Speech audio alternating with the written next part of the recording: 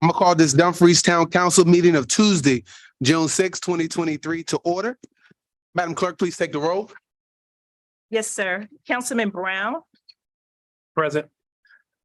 Councilman Fields, Here. Councilwoman Miles, Present.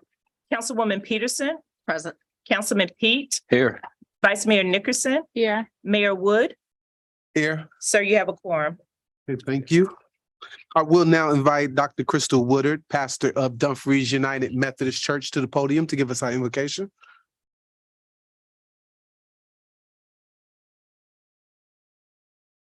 Most holy and righteous God, we come first and foremost to give you glory, honor, and praise. Then, Lord, we come asking for your blessings on the people who have been called to lead this community in which we live and work and play. May you grant all of us in the town of Dumfries and surrounding areas wisdom and courage to know and do what is right, what is good, and what is true for all of our neighbors. May we speak out when it's time to speak out. May we listen patiently when it is time to listen. May we forgive always as you have forgiven us. May we give honor to those who deserve to be honored. May we always be guided by the spirit of community, by the spirit of justice, and by the spirit of love. This we pray in the name of all that we hold sacred and holy, all that we hold good, right, and true. Amen. Amen. Please rise for the Pledge of Allegiance. I pledge allegiance to the flag of the United States of America, and to the republic for which it stands, one nation, under God, indivisible, with liberty and justice for all. Please be seated. Next on our agenda is the adoption of our agenda. Council, any changes or amendments to the agenda? Seeing none, town manager, any changes? Seeing none? So it's been moved Second. and second. Any discussion? Seeing none, I call for the question. Councilman Fields? Yes. Councilman Pete? Abstain. Chair Pro Tem? Aye. Vice Mayor? Yes. Councilman Brown? Aye. Councilman Peterson? Yes. That's a yes for me. Motion carries 6-0-1. Was that for the adoption of the agenda? Okay. Was there a reason for abstaining for the agenda for the record? We just need to know why you're abstaining. Huh? For the agenda, adoption of the agenda. Did you change your vote? We just wanted. Yes. Okay. All right. So that motion carries 7-0. All right. All right, next on the agenda is awards and proclamation. First one is a proclamation honoring the life of Mrs. Elsie Garrison. It says, where it is with profound sadness that we, the town of Dumfries, mourn the loss of Elsie Amanda Garrison, a cherished member of our community. And whereas Ms. Elsie's life was a testament to strength, resilience, and unwavering faith as she overcame hardships during the Great Depression, became a beacon of love and compassion.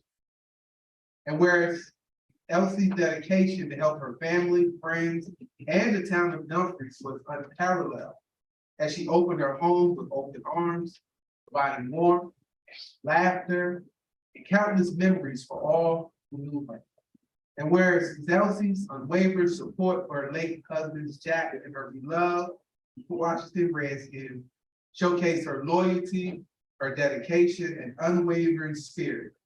And whereas Ms. Elsie's commitment to environmental preservation and her passion for the restoration of Quantico Creek exemplified her love for the natural beauty of our town and her desire to leave a lasting legacy for future generations. And whereas Ms. Elsie's presence at our senior luncheons will be greatly missed, as her wit, her laughter, and her engaging conversations brought joy and it brightened the lives of those around her. And whereas Ms. Elsie Amanda Garrison will forever hold a special place in our hearts, and her legacy will continue to inspire us to live with kindness, love, and a zest for life. Now, therefore, I, Mayor Wood, and the Dumfries Town Council, and the entire Dumfries community do hereby proclaim our deep gratitude and appreciation for the remarkable life of Ms. Elsie Amanda Garrison, whose impact on our town will forever be cherished. Our commitment to continue Ms. Elsie's passion for environmental preservation and the local restoration of Quantico Creek, ensuring the sustainability and our local waterways and preserving the natural beauty that she held dear. And our support and condolences to the Garrison family during this time of grief, as we stand united as a community to provide comfort, strength, and love. Signed, Mayor Derek Wood, 6 June 2023.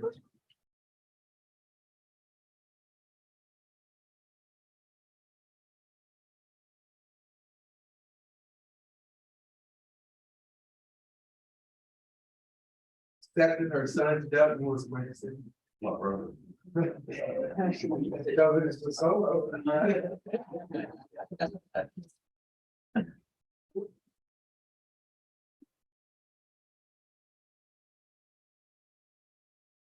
Thank you. Thank you.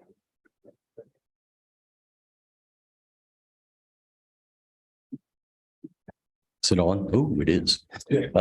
I just want to thank everybody here. Mom and Dad love this town, as you all know, and they would be very, very proud for this proclamation. That's really all I have to say is just thank you very, very much. And let's get the creek quick fixed. The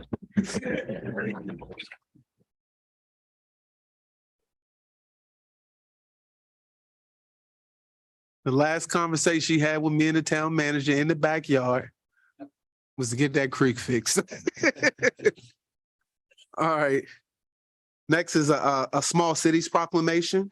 It says National League of Cities Small Cities Proclamation Month, where small cities and towns under 50,000 in population are the home to millions of Americans and constitute the vast majority of municipalities across the United States. And where small cities and towns strive to strengthen their communities through the provision of services and programs to improve the quality of life for all citizens.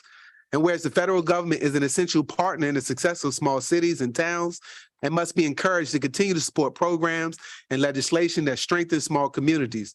And where state governments are partners in the success of small cities and towns and must be encouraged to continue to support key programs and legislation that strengthen communities. And whereas organizations, business, and citizens are partners in the success of small cities and towns and must be encouraged to continue to grow our efforts to make small communities a valuable choice for people to live in. And whereas during these challenging economic times, the need for a renewed intergovernmental partnership to support essential public services is more important than ever to ensure the safety and growth of small town America. And whereas the National League of Cities president and the Small Cities Council of the National League of Cities have declared June 2023 as Small Cities Month. Now, I therefore, Mayor Wood and the Dumfries Town Council do hereby proclaim June 2023 as Small City Month and encourages the president, Congress, state governments, organizations, businesses, and all citizens to recognize this event, to work together this month and throughout the year to invest in small cities and towns to better the lives of all citizens. Signed, Mayor Derek R. Wood. Black Music Appreciation Month. Whereas the town of Dumfries recognized the profound impact of African-American musicians and their invaluable contributions to the world of music. And whereas Black Music Appreciation Month is a time to honor and celebrate the rich history, cultural significance, and extraordinary achievements of the African-American artists in shaping the diverse landscape of American music. And whereas we are privileged to acknowledge the outstanding musical talents of Tony Craddock Jr., a native of Woodbridge, Virginia, who has graced our community with his incredible artistry and brought his exceptional performances to the Town of Dumfries Summer Concert Series, captivating our residents with his soulful melodies. And whereas Tony Craddock Jr. pursued his passion for music and meteorology at Cornell University, where he founded the student-led jazz soul ensemble After Six, showcasing his exceptional talent and commitment to his craft, and has since embarked on a remarkable musical journey, developing his unique sound, cold front music, with seamless blends, contemporary, jazz, gospel, and soul, creating a captivating and uplifting musical experience for his listeners. And whereas his talent and dedication have been recognized and celebrated throughout his career, including his noteworthy collaboration with Grammy-winning producer, keyboardist Daniel Weatherspoon on the inspiring single Elevation. And whereas Tony Craddock Jr.'s album H2O, produced by Grammy-nominated jazz guitarist Ken Navarro and featuring Grammy-winning saxophonist Kirk Whalum, has touched the hearts and souls of listeners with his soul-stirring rendition of Amazing Grace and the moving track Living Water. And whereas Tony Craddock Jr.'s musical contributions have extended beyond stages and concert halls, as he has shared his gift by performing at church worship events, community events, and charitable initiatives throughout the Mid-Atlantic region, spreading joy and inspiration through his captivating performances. And whereas Black Music Appreciation Month provides an opportunity for us to honor the legacy of African-American musicians, recognize the immeasurable influence of various music genres, and celebrate the profound impact they have had on our cultural heritage. Now, therefore, be it proclaimed that our Mayor, Derrick R. Wood, and the Dumfries Town Council commend and express our deep appreciation to Tony Craddock Jr. for his remarkable talent, his outstanding contributions to the music industry, and his dedication to promoting cultural understanding through his music. We recognize and encourage all residents of Dumfries to join us in celebrating Black Music Appreciation Month. Let us recognize and honor the immense contribution of African-American musicians to their rich tapestry of American music. Signed, Mayor Derrick R. Wood.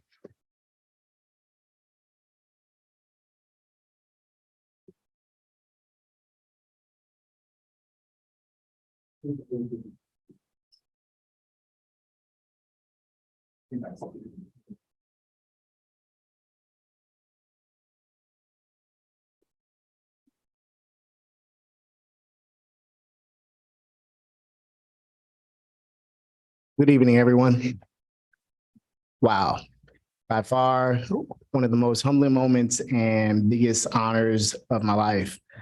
Just to give out a few thank yous. First, I have to thank Jesus Christ, my Lord, Savior, and the head of my life, for entrusting me with the gift of music and giving me the ability to uplift minds and spirits in communities like Dumfries. I want to thank my parents, who are present right there, for investing in me over the years and believing in my gift and supporting me, which has allowed me to make it to this place.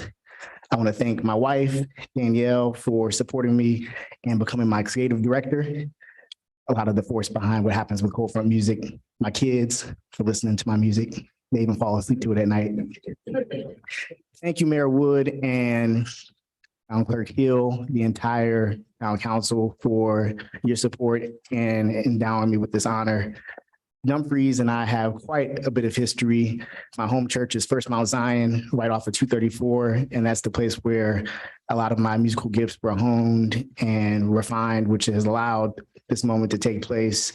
And my very first concert with my band, Tony Craddock Jr. and Cold Front, took place right outside in Garrison Park back in August 2013. I met Mayor Wood. Well, actually, at the time, you were Councilman Wood back then at a fundraiser I was doing at the Hampton Inn. And he came up to me afterwards and said, we're doing a summer concert series. I think you'd be a good fit for it. And he was a man of his word. About 2 weeks later, I had an email.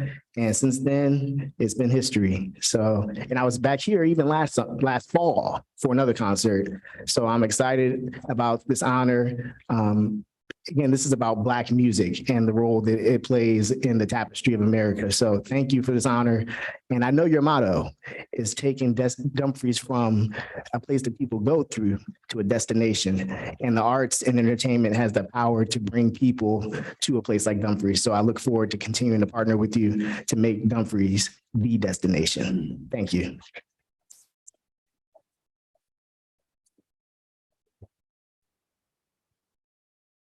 National Soul Food Month proclamation. Whereas the town of Dumfries recognizes the rich cultural traditions of cultural heritage of African-American cuisine known as soul food, which has significantly contributed to the vibrant tapestry of American culture and diversity. And whereas National Soul Food Month, observed in June, provides an opportunity to honor and celebrate the extraordinary flavors, techniques, and historical significance of soul food, highlighting its role in shaping our nation's culinary landscape. And where soul food represents the fusion of African, European, and Native American culinary influence, characterized by its hearty, confronting, and flavorful nature, embodying the creativity, resourcefulness, and resilience of African-American cooks who transform humble ingredients into culinary masterpieces. And whereas the town of Dumfries acknowledged the exceptional talents of soul food chefs, cooks, home cooks who have preserved and innovated within the soul food tradition, enriching our community with their culinary creations and providing opportunities for individuals to savor the flavors and experience the joy of soul food. And where Chef Rockman Rock Harper, an esteemed chef, television personality, and restaurateur, has made significant contributions to the culinary world and has garnered accolades for his culinary prowess and dedication to the art of soul food. He discovered his love of cooking in his teens and went on to earn a culinary degree at Johnson & Wales University. And where Chef Rock Harper has held esteemed positions at multiple restaurants, to name a few: Planet Hollywood, BET on Jazz, B. Smith's Restaurant. He's been a national celebrity chef for the March of Dimes. He is the season 3 winner of Hell's Kitchen.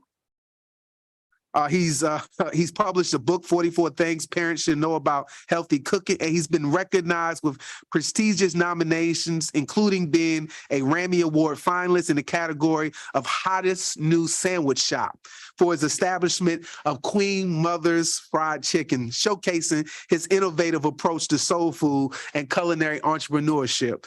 Now, therefore, be it proclaimed that I, Mayor Derek R. Wood, and the Dumfries Town Council recognizes June as National Soul Food Month. We celebrate the contributions and talents of chefs, culinary experts who have dedicated their lives to the art of soul food, enriching our lives with their culinary creations and inspiring us with their passion and creativity. We invite all residents, business, communities, organizations, and educational institutions in joining us in celebrating this by embracing the flavors, the history, and the cultural significance of soul food. Signed, Mayor Derek R. Wood.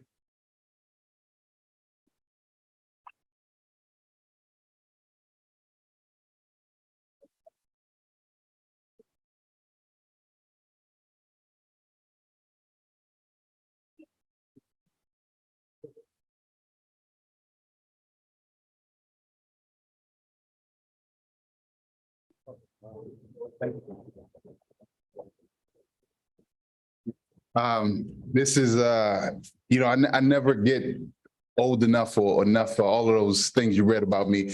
I'm like a little kid, and I always get excited. So when I was approached with this, we can do James Beard or Ramy's or Hell's Kitchen, but I said, man, that's cool, and I'm honored.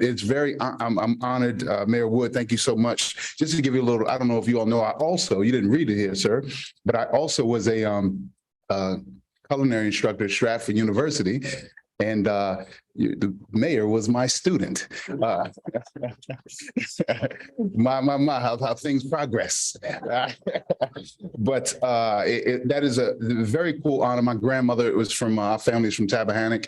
And so I'm a Virginia guy. I've cooked my whole career pretty much in Washington, D.C. So I always tell my friends, my chef friends in the city, y'all should come on across the bridge. Virginia's got something happening. So I'm honored that, and who would have thought, I grew up in Alexandria, that Dumfries would be the destination that is emerging. So very proud to be here and honored that you would bestow this upon me. I will say this about soul food, that, we talk about culinary arts and we talk about the food and the flavor.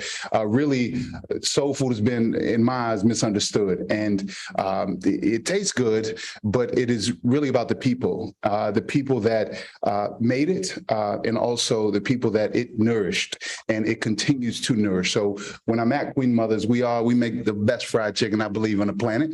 But we are really tapping into my mother and my grandmother and all of our ancestors' spirit and just genius. And that is more important than the ingredients. And we must remember to continue to do that and keep all of them alive. So thank you very much. And I'm with you, brother. I see the entertainment and culinary pavilion. I don't know when it's coming, but y'all can make it happen. So thanks, Town Council. Appreciate it.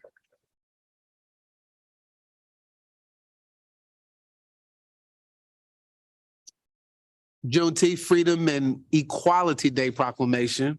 Whereas the town of Dumfries recognizing the historical significance of Juneteenth, a day that commemorates the emancipation of enslaved African Americans and served as a powerful reminder of the end of slavery in the United States.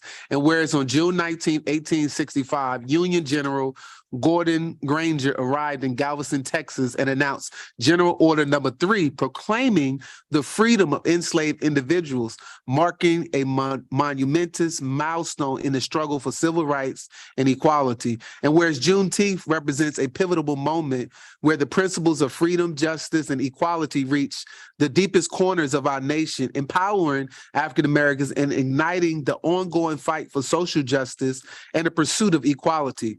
And whereas the town of Dumfries recognized of the profound importance of Juneteenth, took a historic step before the federal government in 2019 by declaring it a national holiday within our community, joining our forward-thinking communities that honor this significant day. And whereas Juneteenth provides an opportunity for us to reflect on the painful legacy of slavery, acknowledge the strength, resilience, and contributions of African Americans throughout history, and commit ourselves to promoting understanding, equality, and unity within our diverse community. And whereas Juneteenth celebrations and observance have become an integral part of our nation's cultural fabric, featuring community gatherings, parades, musical festivals, educational activities, cultural exhibits that honor African American history, heritage, and achievements. The town of Dumfries recognizes the importance of preserving and sharing the history of Juneteenth, promoting education about the struggles and triumphs of African Americans, and fostering an inclusive environmental that embraces diversity and equity. We now proclaim it June and commemorate Juneteenth Freedom and Equality Day. We encourage all residents, business, community organizations, educational institutes to join us in celebrating and engaging in the activities and reflection and dialogue about the legacy of slavery, the ongoing pursuit of equity, and the contributions of African Americans to our community and our nation. Signed, Mayor Derek R. Wood, presenting to the Prince William County Human Rights Commission. Chair Curtis Ford.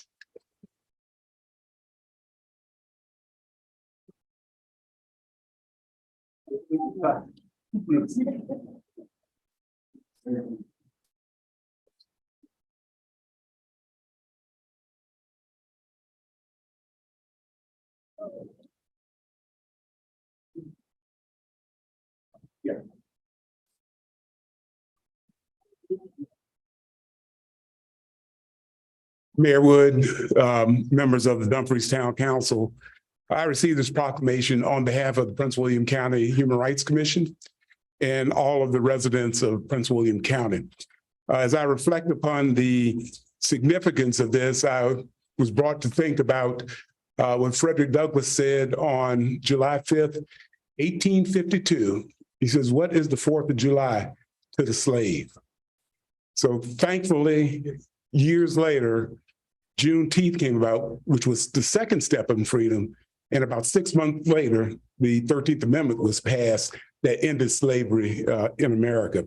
Prince William County Human Rights Commission is one of 4 commissions throughout the Commonwealth that can enforce civil rights laws. And I'm very thankful to Town Attorney Sharon Pandak. She was the county attorney at the time when Prince William County passed that ordinance. With me is Commissioner Patriots Prater. And again, we thank the town of Dumfries for recognizing Juneteenth. And again, we received this on behalf of the Prince William County Human Rights Commission and all of the residents of Prince William County. Thank you. Mr. Brown. So we also have another proclamation, and just for and I know everyone has been coming to the council meetings and everyone has reviewed some of the audio tapes. You know how many weapons I own. I don't have to say how many weapons I own. So I'm a gun advocate. This proclamation is about gun violence awareness. Two separate things. You can be an advocate and you can be against gun violence. That can happen. So this proclamation for the day, it's troubling to me. We have to proclaim a gun violence day. That's the issue in itself. We have more politicians that are more concerned with books in the schools than our children getting killed. That's the problem. Look at the news and you'll see there's a disconnect somewhere. So we're gonna have this proclamation for the town of Dumfries. And it reads, whereas gun violence remains a pressing issue with tragic loss of lives, including homicides, suicides, unintentional shootings, and whereas events such as the heartbreaking mass shooting at a home in our town here in Dumfries, resulting in the loss of a 3-year-old girl's life and serious injuries to 4 other juveniles, have deeply impacted our community. And whereas we mourn the loss of this innocent life and stand in solidarity with the victims and their families during this challenging time, and whereas the town of Dumfries recognize the urgent need to address gun violence and work toward implementing effective measures to safeguard our residents and all humankind. Whereas the communities nationwide are striving to find solutions to the end of senseless gun violence and protect public safety. Whereas supporting the Second Amendment rights of law-abiding citizens goes hand in hand with the responsibility to keep firearms away from individuals with dangerous histories. Whereas the impact of gun violence extends beyond immediate incidents affecting sense of security and well-being of our community. And whereas we commend Sharon Kelly and the Power Max Company for their remarkable community efforts in promoting togetherness, creating a safe environment, and effectively working towards reducing gun violence. Now, therefore, Mayor Derek R. Wood and Dumfries Town Council do hereby proclaim the first Friday in June, which falls on June 2nd this year, as Gun Violence Awareness Day in the town of Dumfries, Virginia. Additionally, June 2nd and June 4th shall be recognized as Wear Orange Weekend. By wearing orange, we aim to raise awareness about gun violence, honor the lives affected by such tragedies, and reaffirm our commitment to preventing gun violence in our community. We continue to offer our deepest condolences to the victims and their families affected by the gun violence. Together, we stand resolute in our efforts to create a safer community, fostering unity and combat gun violence. In witness thereof, Derek R. Woods, Mayor of the town of Dumfries. Town of Dumfries have hereunto set my hand and caused the official seal of town to be affixed this day, 6th day of June, 2023. Is Sharon here?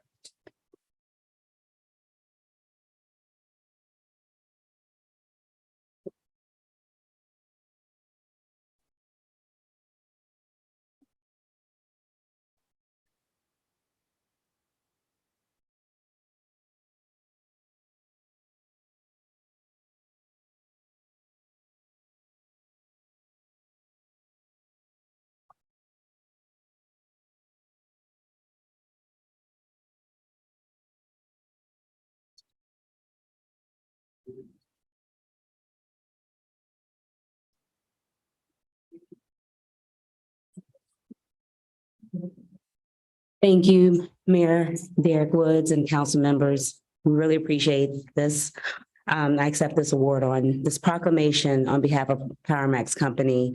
There has been several killings, murders in Prince William County due to gun violence, 18,333 to be exact.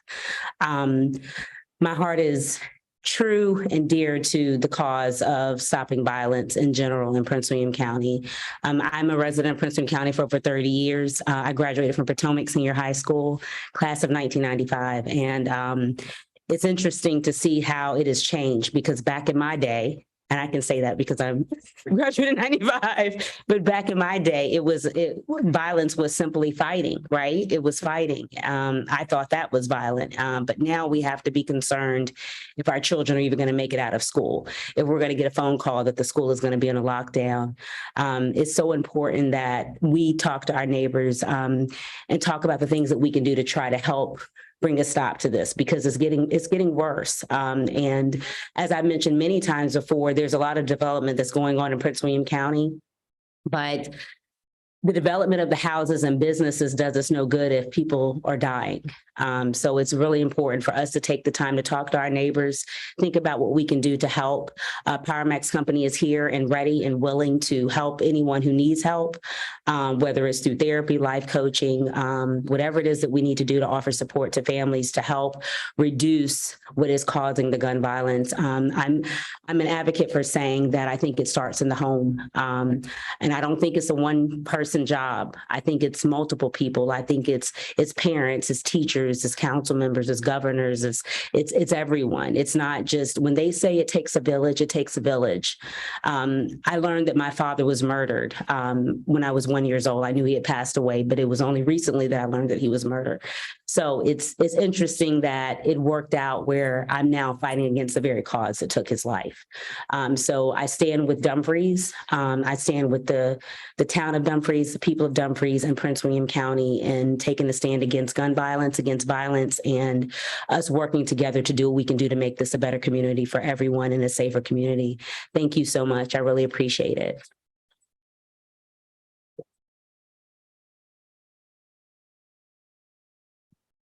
All right. Next on our agenda is the approval of the minutes for the May 16th regular meeting. Mayor, I'd like to make a motion to approve the minutes from May 6th.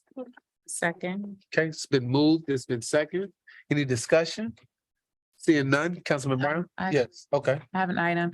So even though it happened, the appointment of the town treasurer, because it's re-happening tonight, does it stay in the minutes from the last meeting?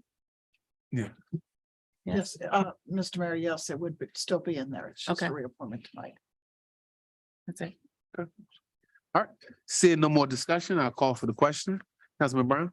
Aye. Councilman Peterson? Aye. Vice Mayor? Yeah. Chair Pro Tem? Aye.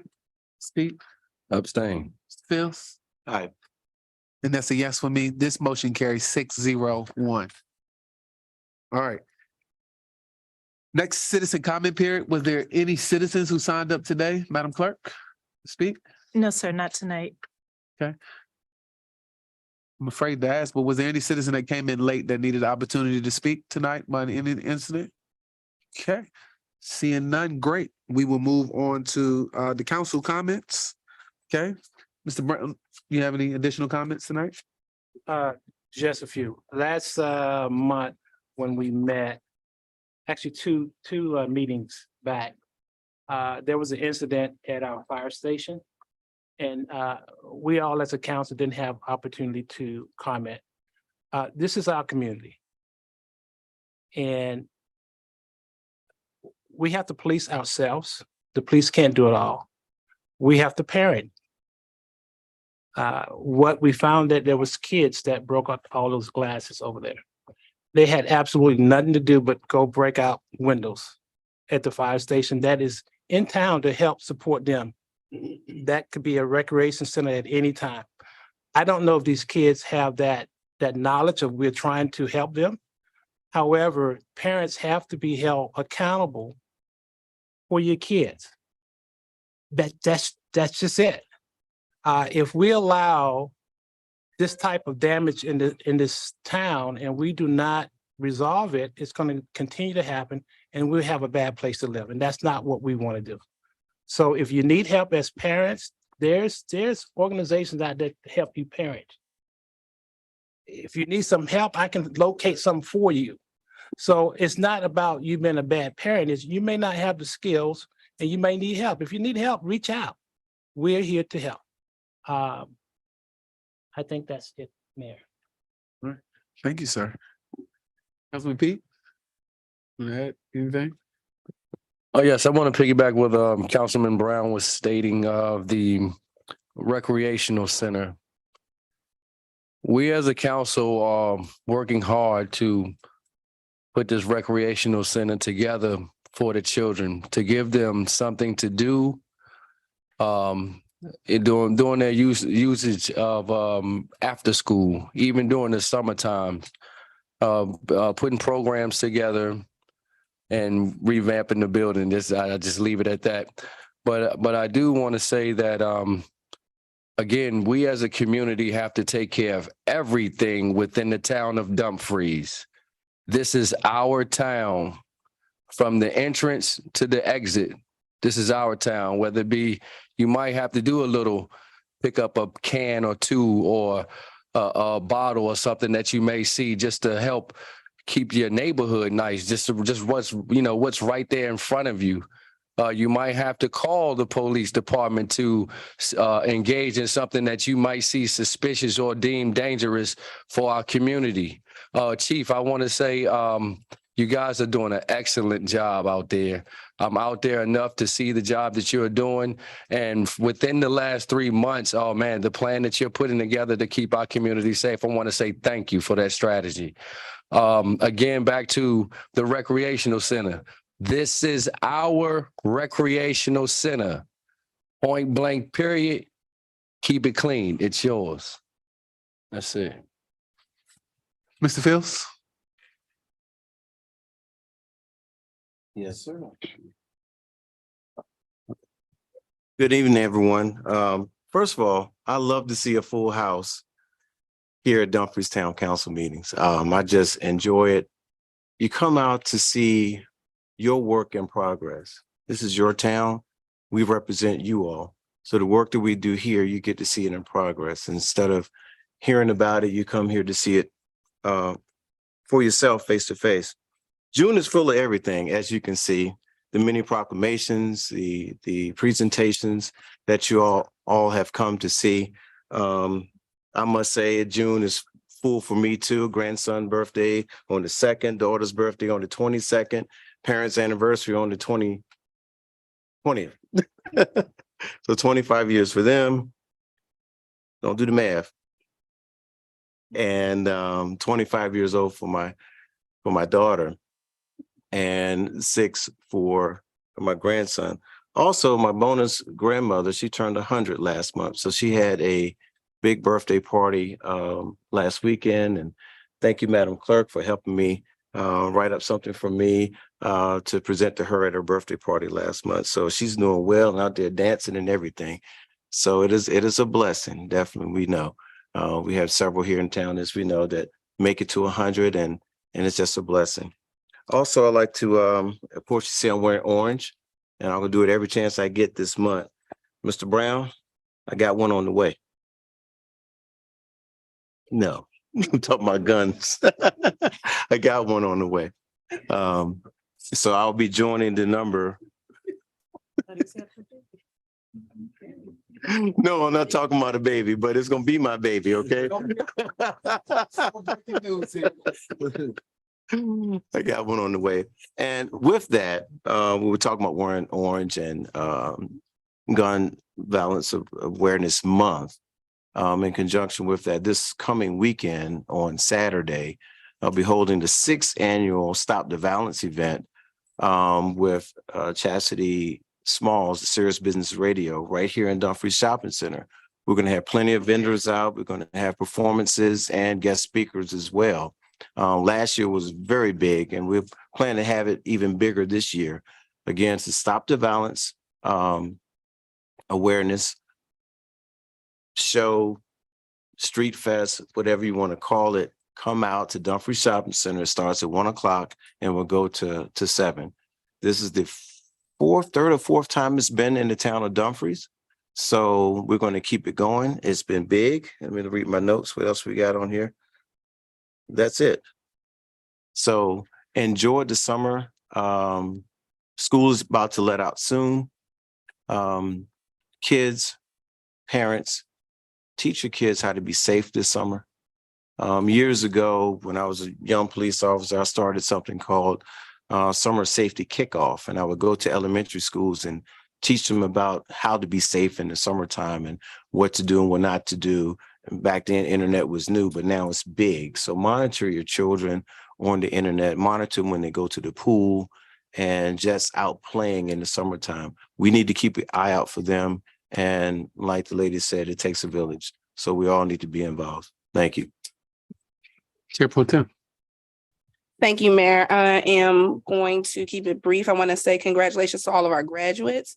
Special shout out to my son, Jackane Miles, graduate class of 2023 from Forest Park High School. We are proud of you. We congratulate you, and we can't wait to see what the entire class of 2023 is going to do in the future. Also want to wish a happy Father's Day to all the fathers in town and Wawa, and also special shout out to my dad, David Miles, and to the men on this council. I'm sorry, Councilwoman Peterson, did you have, I'm sorry, I didn't, I don't have anything. Vice Mayor. Thank you. I too want to congratulate all the graduates in their achievements thus far and wish them all the best for the future that is approaching. Oh, I'm having problems today speaking. I also want to take a point of privilege and wish my husband a happy birthday. He celebrated a birthday this weekend. So happy birthday to you, husband, and happy Father's Day to the fathers out there, those who are fathers and also those who play the role of fathers. Thank you.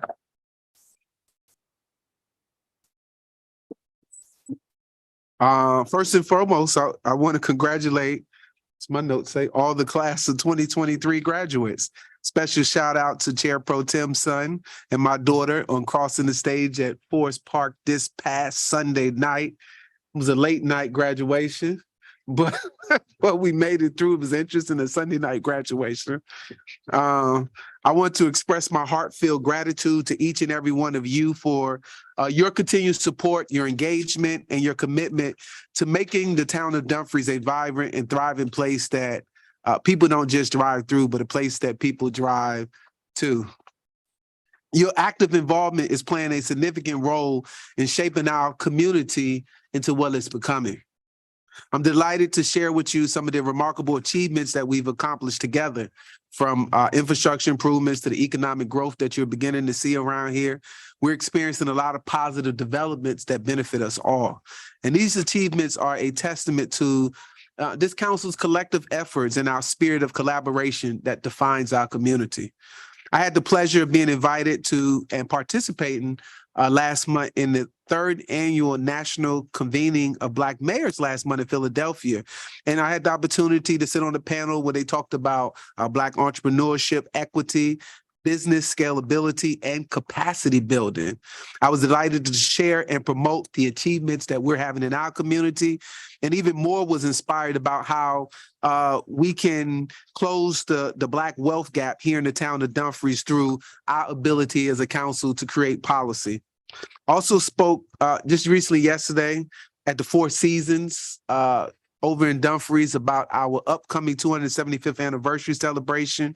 Had the opportunity to share about our rich history in the town of Dumfries, which it seemed they were very inspired and inquisitive, had a lot of questions, and they were excited about all the things that we're doing up here as a council, and they can see a lot of the changes that's happened. I also wanted to provide you with a brief overview of some key actions that we received last week needed to reestablish our port on Quantico Creek. Based on recent discussions that I had initiated back in December with the Army Corps engineers. These actions that we need to take to get there include mitigating wetland impacts, conducting hydrilla, dynamic modeling, implementing some flood impact mitigation measures, preserving submerged aquatic vegetation, consulting on essential fish habitat and some endangered species that's there, conducting a historical cultural resource survey, characterizing some of the sediments that's in there and assessing the air quality. We got to look at what the traffic impact and engage in a lot of public meetings and some input. This was all in a two-page letter that the Army Corps of Engineers sent back that we received and sent out. So these steps are critical for us to address the challenge and ensure that we can have a successful redevelopment of the port. And I'm looking forward to staff bringing back to council the next steps and possible costs that will be associated with each one of those projects. Historic Dumfries, a nonprofit arm that keeps the history of our town up, is having their annual meeting on June 14th at 6 p.m. They've invited the entire town council as well as the community to be able to come out to their annual meetings. That's June 14th at 6 p.m. over at Merchant Park. Also, they are looking for an executive director. The executive director just had an exciting opportunity for a promotion. And so they are now in search of a new executive director. So if you know anybody, have them apply, reach out on the Historic Dumfries website. Please share it. Why they need to get a nice wide pool because they really want somebody. As we celebrate Father's Day this month, I want us to echo the sentiments of my council here to honor and appreciate the incredible role that father and father figures play in our lives. They provide us with a lot of love. They provide us with guidance and support, shaping us into the individuals that we are today. So give a round of applause to all the fathers in this place, please.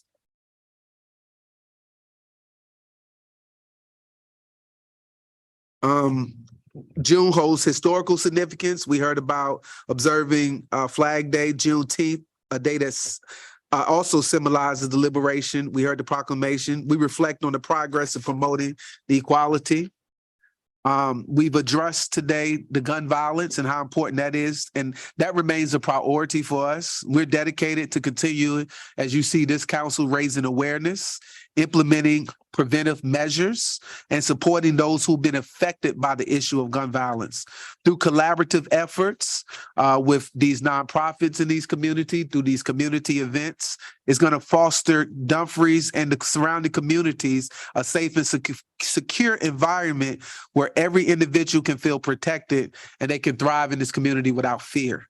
Our collective commitment and vigilance plays a crucial role in building a community that is free from devastating impact of gun violence. Mr. McLaughlin, Eddie McLaughlin is he passed away during COVID, for those who didn't know, and his family didn't get a chance to have closure because at that time they could only have about 10 people to be able to come there. Mrs. McLaughlin is here today. She's inviting the council and the community to come out on June the 26th at 11 a.m. at Dumfries United Methodist Church for a memorial service again for Eddie McLaughlin. This street that you drove in on is named after Miss Thelma and Eddie. It's McLaughlin Way. So take note of that when you go back out. So please come out and support her. Again, that date is June 26th and it's at 11 a.m. She's going to have a memorial service for her husband at Dumfries United Methodist Church.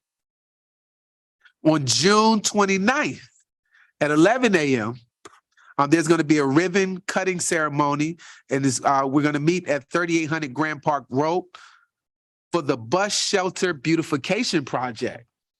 This Bus Shelter Beautification Project is going to launch all of our bus shelters. It's going to feature work by different artists under the theme of environmental stewardship. Artists were selected through an open call for proposals by Keep Prince William Beautiful earlier this year, where they were encouraged to visit the selected shelter locations to see the neighborhood, the surrounding community, and its cultural influences to inspire them to create their work. Each selected artist received a $500 grant to create the artwork and will receive half of the proceeds gained at auction for the sale of their artwork after a year. So they're going to paint these bus shelters, and then a year later, they're going to auction it off, and they're going to get 50% of the proceeds of the sale. Each shelter contains a name card identifying who the artist is and a QR code that can be scanned to access the artist's website and artwork. After the ribbon cutting, there's going to be a bus. I think PRTC is providing a ride to the locations of the bus shelters in Williamstown down Old Triangle Road, and it's going to be a return trip back to Ginn Memorial Park. This project just aims to use public art combined with a litter removal program to transform designated bus shelters into public art spaces. And we're looking to bring more public art into the town of Dumfries, to beautify our neighborhoods, to bring awareness to the importance of protecting our natural environment, and ultimately improve the ridership experience among residents. Again, I want to thank everybody for their support of our Dumfries Farmers Market, which is right here on Main Street. For those who don't know, we have an exciting watermelon man who has just become extremely popular. This man has been selling out of these yellow belly watermelons weekly. As a matter of fact, I caught Sergeant McCullough eating the rind of his watermelon this Saturday in his squad car. He was chewing on the rind of the watermelon. So I want y'all to make plans to be out early so that you don't miss out on the opportunity to get some exciting goods and to support the people that's coming to the market on Main Street right here on Dumfries. Oh yeah, stay tuned to our social media, which is growing. Civic Engagement is putting a lot of upcoming dates up there. We'll be on the lookout for our fitness court studio, which is our free outdoor gym that's coming real soon. So stay tuned for the date.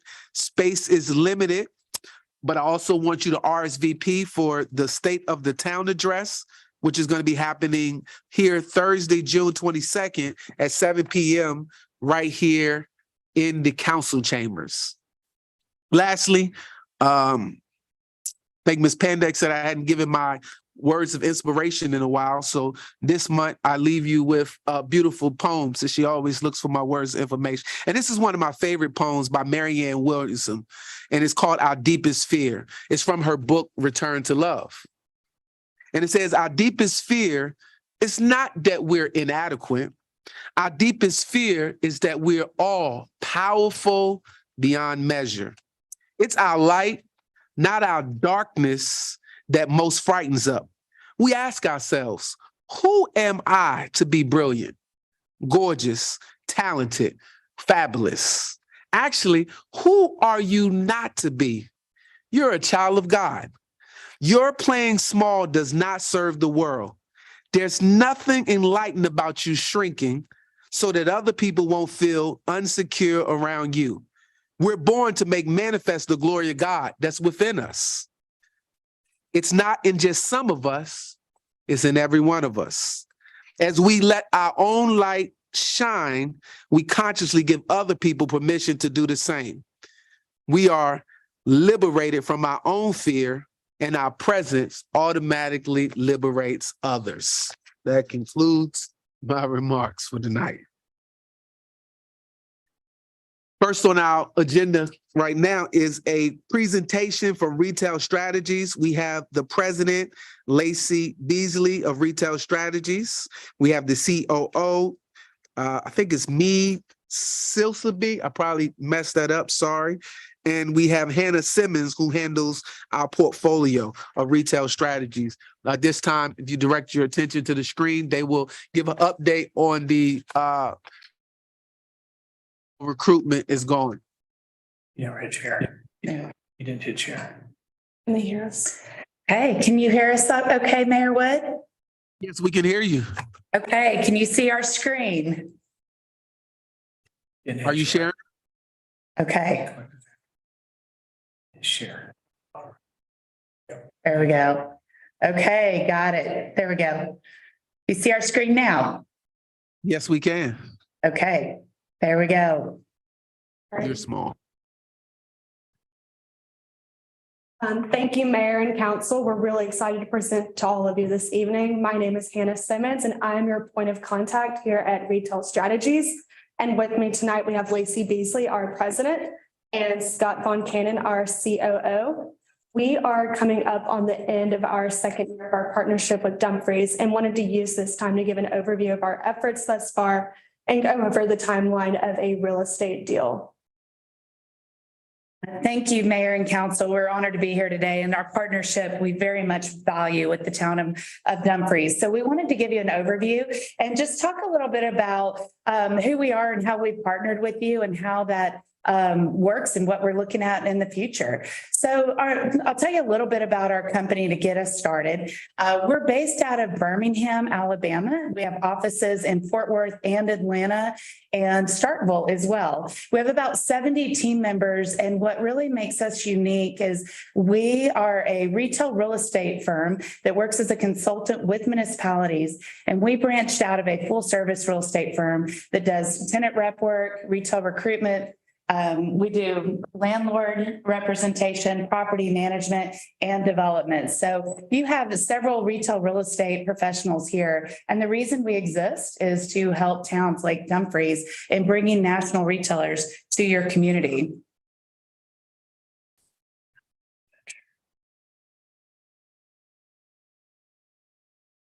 There we go.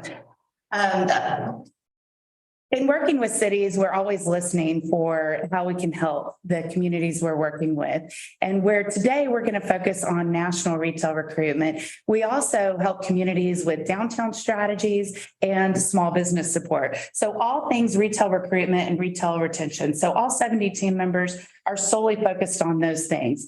What we've done in the town of Dumfries through our partnership is deployed our data. We invest around $200,000 a year in research, software, and analytics. And so we have taken everything we know from a national retail perspective and taken the data that we understand and really applied that to your real estate.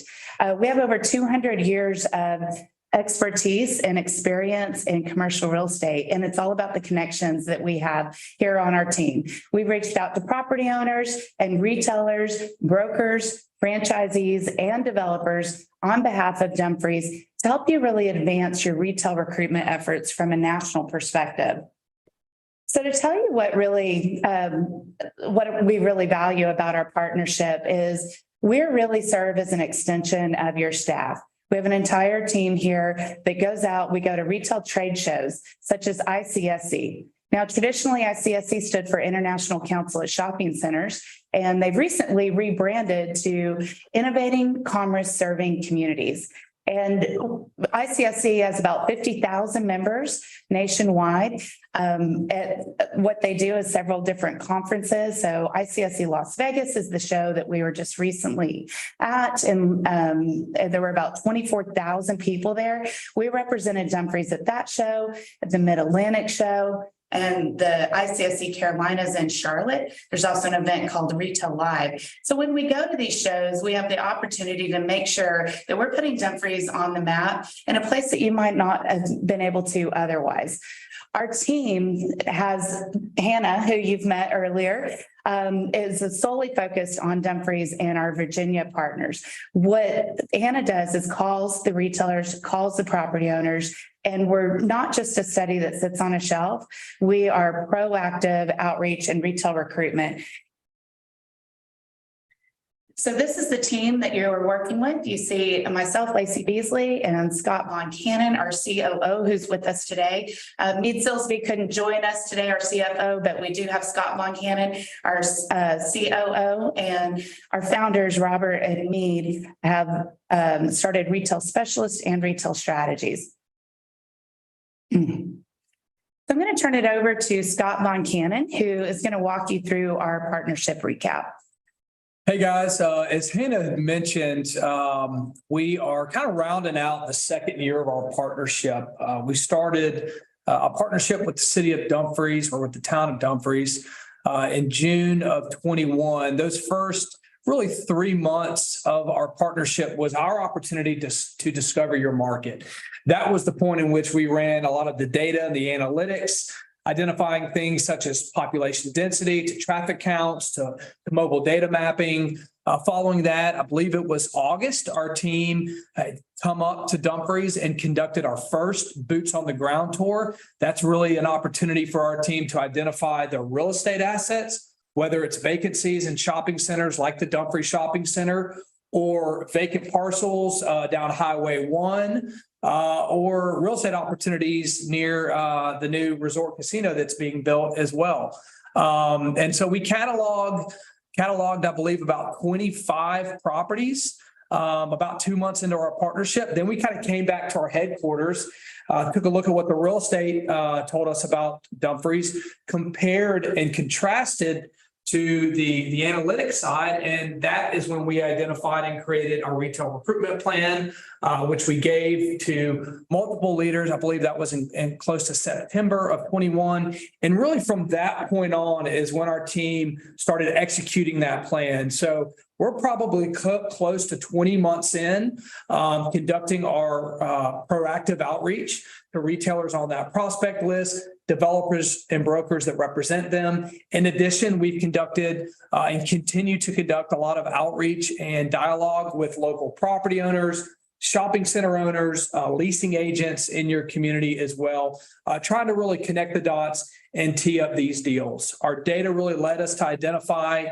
really a demand for general merchandise needs, restaurants, home and garden, and health and medicine. But we are certainly not exclusively recruiting just those sectors. Those just were identified as really the major needs according to our data and the surrounding communities as well. So this kind of gives you just an idea. Obviously, we have to be very confidential. In our industry, loose lips sink ships. But this does kind of give you an array of some of the retailers that we have reached out to, that we have conducted dialogue with, and are continuing to talk to on behalf of Dumfries.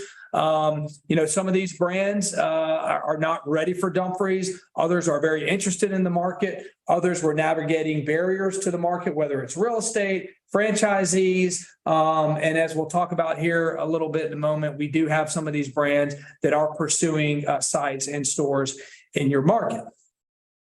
I believe most of the council has a general update, such as what we're looking at right now. For time purposes, we won't go through each of these, but again, to keep confidential, we have some general names of some restaurants, to some convenience stores, to some fitness centers. Some of the feedback either they have shared with us or where we are in the dialogue of pursuing them to open a store in their market. So keep in mind, this is certainly a marathon, not a sprint. There's kind of a million pieces that come together for a single store opening, whether that's a McDonald's or Costco. And a lot of what we're doing is navigating the barriers to maximize the exposure for Dumfries and maximize our ability to get retail stores open in your community as well. As Lacey mentioned, we just came back from Vegas really last week. That's one of the bigger ICSC shows that we attend on the behalf of Dumfries. We met a lot of brands, had a lot of great meetings at the show. We have about 35 to 40 team members that go to that show. Our company actually rents out a pretty substantial size booth. So we have a heavy investment into this show, but that allows us to maximize exposure for Dumfries and some of our other clients as well. Just to kind of give you a rundown, here's just a short list, an example per se, of some of the brands and retailers we met with at the show. Family Dollar, for instance, was a group that we met with. They're really in growth mode, specifically in Virginia. So we talked with them specifically about sites in the Dumfries area. Firehouse Subs is in full growth mode as well. Right now, they're really dependent on getting franchisees in this particular area. So that was one thing that they indicated, that they like this region, like this area. We even talked about some real estate, but what is hanging them up from opening a store specifically in Dumfries is having an active franchisee for this territory. So to the council, even the public, if you guys know individuals locally, business owners, entrepreneurs that would be interested potentially in becoming a franchisee for any restaurants, we would love to talk with them. We would love to speak with them about the opportunities. Qdoba, another example, merely of a group we've met with. They're in growth mode. They haven't grown quite a lot in the last couple of years. They're really picking that up, focusing on the East Coast. A veterinary group, emergency group, 24/7 emergency vet clinic. They're growing in Virginia. Another example of someone we talked to Tropical Smoothie, who's actively seeking franchisees to Planet Fitness. who does have interest in the market. Specifically, one thing we talked about is them not having a second generation space in the market that fits their footprint, which is primarily 18 to 22,000 square feet. So again, merely just a few examples of some of the conversations we had at the show. We will be following up, Mayor, with yourself and a couple other leaders with a more formal, comprehensive recap of the show. But just wanted to give you guys some insight into some of the brands we met with and what that show looks like. Thank you, Scott, for that. And what I thought might be pretty beneficial is to learn a little bit more about how retail real estate works. A lot of times when you're forming the town, then there are a lot of different people involved in different initiatives and how to grow the town. Think about us as your outsourced economic development department solely focused on national retail. So this process takes a lot of time, from the time the retailer says they're interested in Dumfries until we can find the right real estate who's interested in selling or leasing their property and putting those things together. So how does it start? What drives new national brands? You saw several brands there, and we've used the data and analytics to understand which ones by their site selection criteria would be a good fit for Dumfries, whether that's the demographics they require or the real estate they require, right? So you put those two together, but we have to look at the brands that are currently expanding. And that's why Scott went over the brands that are very actively expanding that we learned about at the ICSC Las Vegas show, and they're specifically interested in Virginia. So the way these brands make their investors happy is they announce on Wall Street that they're going to build new locations. Each new location that's profitable makes their investors happy because that means the stock goes up. Then they go to their real estate director and say, find me a new location within your territory. That real estate director might have one state or might have 10 states or the entire country. It's a lot. The real estate director is constantly receiving information from brokers, developers, municipalities, and everybody involved in the industry saying, come to my market. We want you to expand here. So a lot of times they'll hire a local tenant representation broker. I've mentioned retail specialists in the introduction of this. The retail specialists and retail strategies work hand in hand. Retail specialist is the site selection firm for retailers all over the Southeast. We take our best practices, what we learned from retail specialists, and apply those at retail strategies working on your behalf to make sure we understand specifically what these retailers are looking for. So the real estate director will go to the tenant rep broker, say, find me a site. And there's a series of different tenant rep firms across the country. That tenant rep broker will first identify communities where they believe that brand can expand and be profitable. And keep in mind, at the end of the day, what drives all retail real estate expansion is profit. That retailer has to prove that they're going to do an average annual sales volume that meets or exceeds all the other locations they do. And that's why they're so particular about the demographics and the locations. So once they identify a market where they can be profitable, the next step is identifying the real estate. They'll find the right sites, and this is going to vary. Some retailers will want to be inline space in a shopping center. Some will want to be in cap. Some will want 1 acre pad, single tenant, build to suit. Others might want something much larger. And they might want a 13-acre pad or be a part of a larger shopping center. So for every retailer, that real estate varies. So the tenant rep broker will present the sites to the real estate director. The real estate director will run the numbers. What do we think our average sales will be here? What do you think the real estate's going to cost to open? And they'll determine if they can be profitable or not. And then if they like it, everything looks good, they'll put together what we call an LOI, or letter of intent.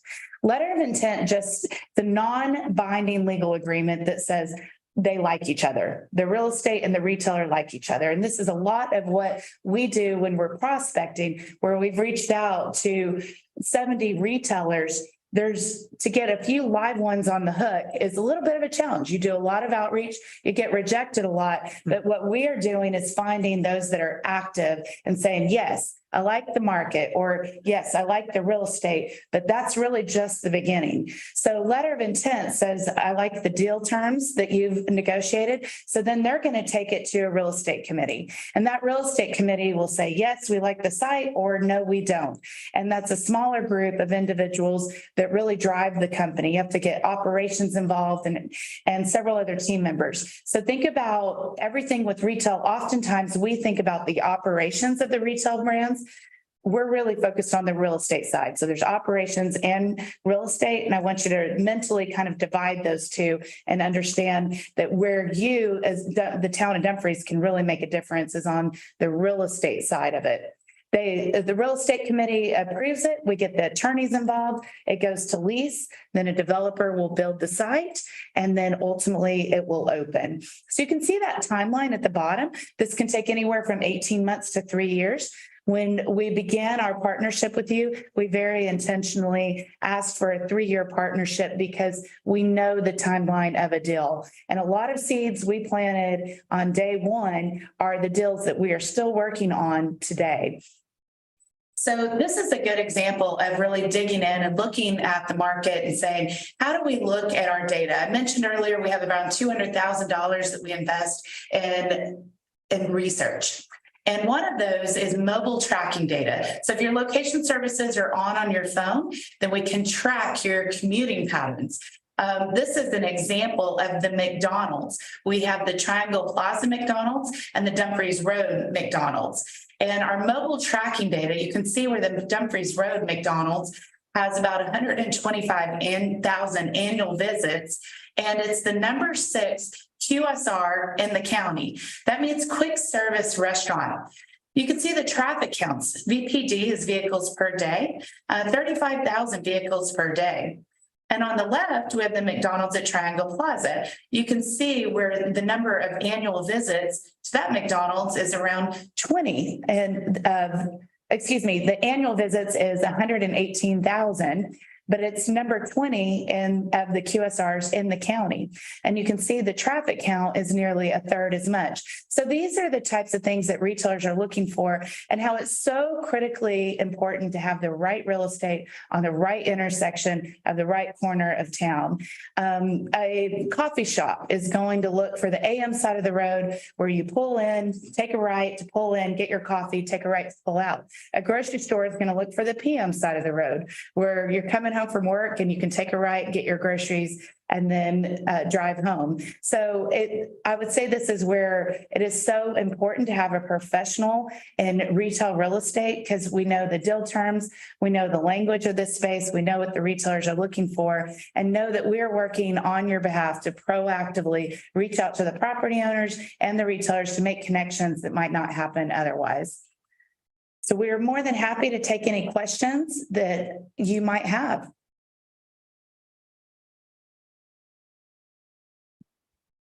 Well, thank you for that comprehensive retail lesson that you've given us on how retail, your experience as the National League of City University retail educator came out tonight. We appreciate that. Well, thank you, Mayor Wood. And I always enjoy seeing you at the conferences, the ICMA and National League of Cities. And I just want everybody to know how well Mayor Wood represents you on these national conferences. Everybody knows him. It's fun to walk down the hall with him because he's very, very popular at these conferences, and everybody knows Dumfries because of the work you do. So thank you. It's a pleasure. And I do want to open the invitation for the Retail as a Catalyst for Economic Development, which is a course that Retail Strategies puts on in conjunction with NLC that helps educate on the best practices in national retail recruitment and how a community can get organized for that. So if anybody would like to take a deeper dive outside of today's council meeting, then we would be happy to get you involved in that course. All right, Vice Mayor. Hi, thank you for that information. Lacey, good to see you again as well. Good to see you too. Thank you. Thank you. So the question I have is with regard to population density. So I understand the formula and how to figure it out. What I don't understand, or what I don't know rather, is what are the optimal numbers for population density as it relates to restaurants, be it fast food or dine-in, and when it comes to retail, whether it's small or boutique? And I ask that question because often when we're talking about what we want Dumfries to look like, what we keep getting met with is you need density, density, density. When I think about how many residents we have and our footprint being so small, it seems to me, I don't know what the optimal number of density is. But when I think about almost 6,000 residents in less than 2 square miles, that sounds rather dense to me. So I want to understand what is the optimal number for density when you're looking at these types of locations. Thank you. That's a great question, Vice Mayor, and it is great to see you again. Density is so critically important for these retailers because what they want to do is be as in close proximity as possible to their core customer. So there's a combination. They want density as far as it relates to the residential population, but they also want density whenever it comes to retail synergy and other brands that they like to affiliate with. So it goes both ways. Retailers, you're right, with Dumfries in the town having a population of around 6,000 in about a 2 mile area. You're right, there is some density there, but what retailers are looking for are things like drive times or customized retail trade areas. That mobile tracking data that we showed, there were a couple of maps and you could see almost the different colors with that. And then that is showing the block group level and where the majority of the people live who went into that McDonald's. And so what we're looking at is really consumer shopping patterns to capture wallet share that would extend beyond the Dumfries town boundaries. But we do know that retailers want to be as in close proximity as possible from the residents to the real estate site. Thank you for Those that. numbers vary. They're going to vary greatly between a fast food restaurant to a grocery store to a Whole Foods or a Costco or, an IKEA. Those are very much going to vary on how they're looking at their retail trade area and where they can see their profitability. But ultimately, what they're going to want most is to know what their core customer is. What is the demographic makeup of their core customer and how many of their core customer are close to that site? Thank you. And with regard to that demographic, that leads me to my next question. One thing I don't hear anyone say, and I wonder if the question I'm about to ask is already built into the answer you just provided me, but the language is different. How much of an impact does median income play in that? Because no one talks about that, but I am willing to bet it plays a part, if for nothing else. But when I think about the fact that a couple of years ago, there was what is now Food Lion. They made some changes to those Food Lions and they parsed Food Lion out to where it either became Bloom or Bottom Dollar. You could tell by which store it became, you could make assumptions about the median income of the neighborhood.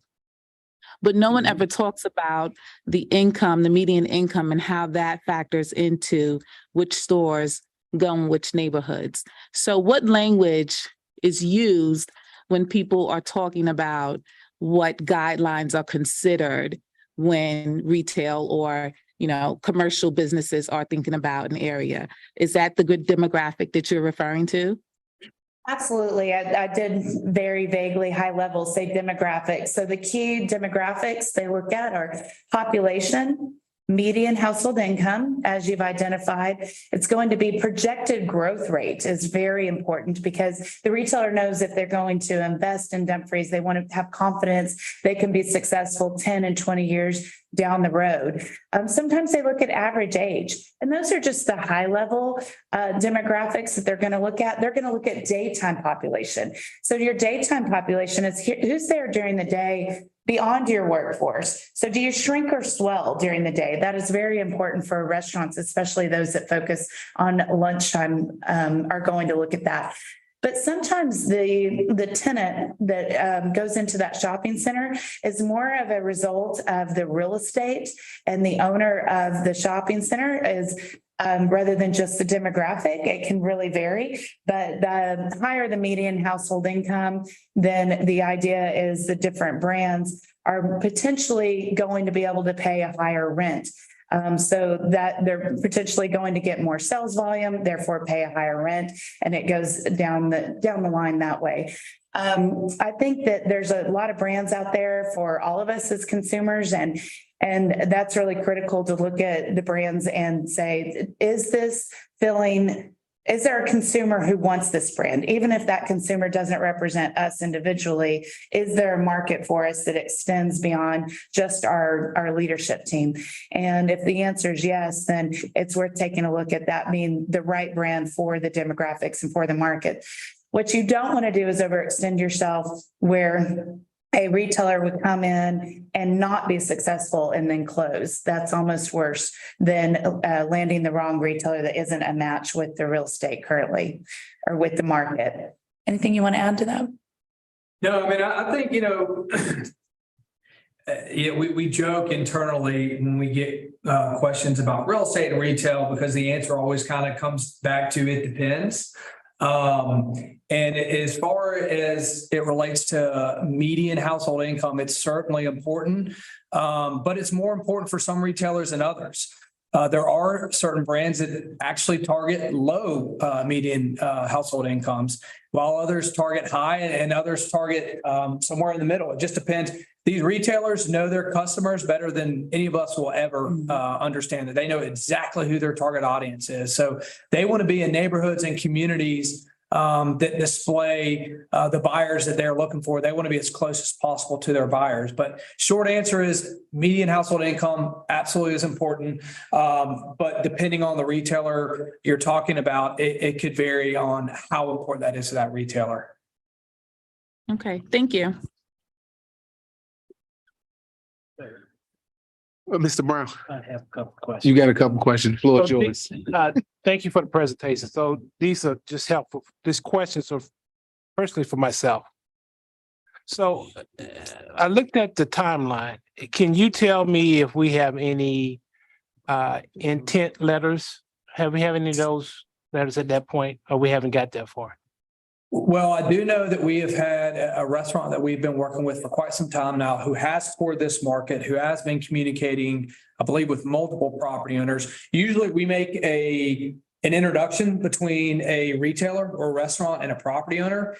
And the negotiation of that transaction is really up to those two entities. We're not involved in that point.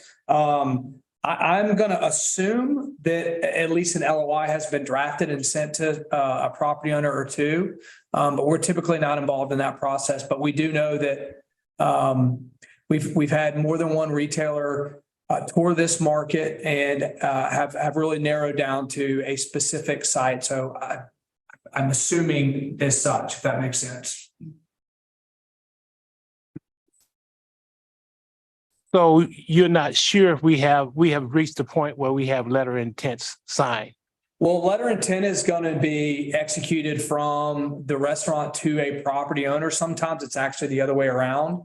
And that's usually between those two entities. So we have talked with, I'll just say a particular restaurant group that has toured the market, and we know they have been in negotiation with property owners. I don't know specifically that they have drafted a letter of intent to that property owner. They usually don't come back and tell us that. They're usually coming back and telling us they're finishing up a deal. And those negotiations take, 6 to 18 months working out the terms of the deal. Property owners keep that very confidential because they control the site, they control the real estate. And that's where it's important. On the report we showed you, just left it categories and not specific brands, but each one of those categories that we had an update on represents a specific brand that we know has toured the market.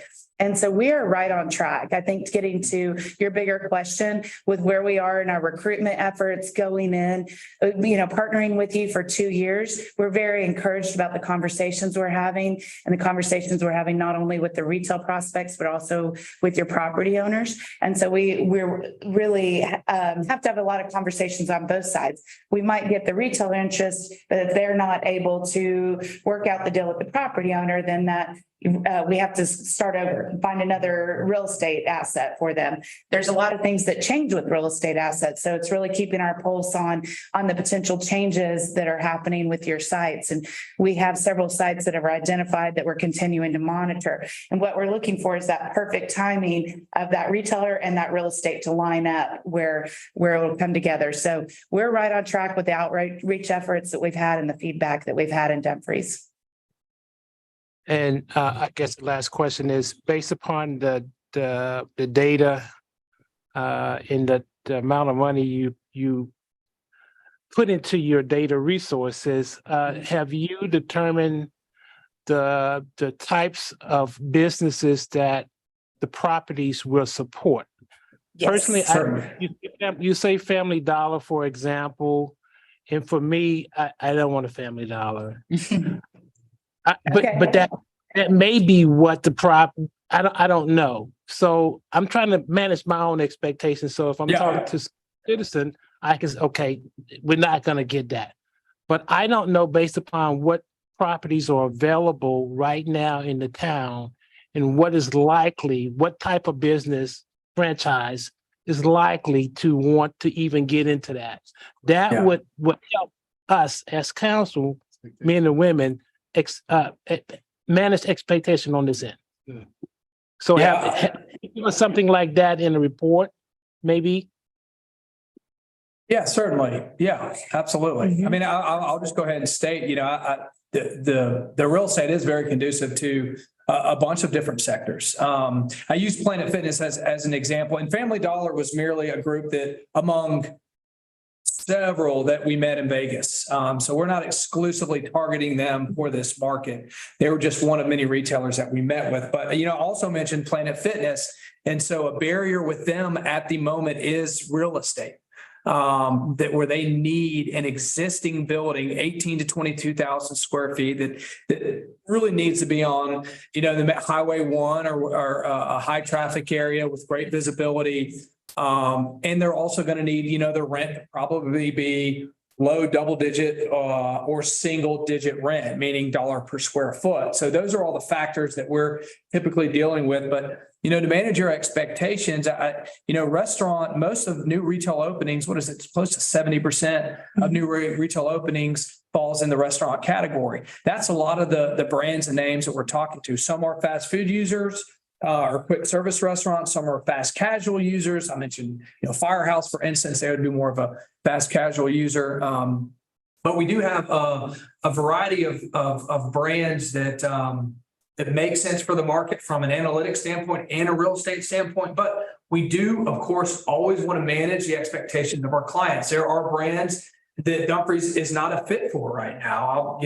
Lacey mentioned Costco and IKEA. I mean, those type of retailers are looking for super heavy, densely populated areas. You look just to the north, 15 minutes or so of Dumfries, and we've got, Woodbridge, which has heavy density in big box retail.